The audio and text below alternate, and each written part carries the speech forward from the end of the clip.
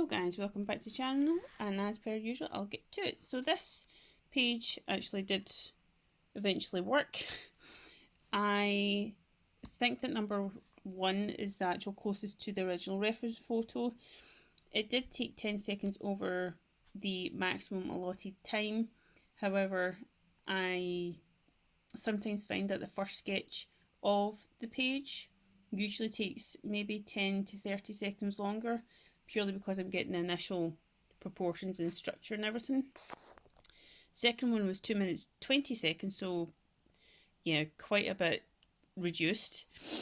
And again, 2 minutes 20 seconds. So it does show you that there is a timing aspect. However, these did usually take me 4 or 5 minutes. Now it's 2-3 minutes, and I do eventually want to get down to 1 to 2 minutes, which I'm going to try next week.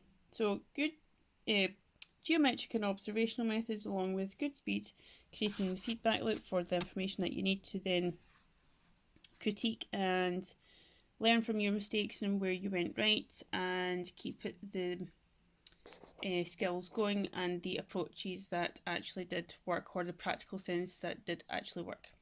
Thanks guys, bye!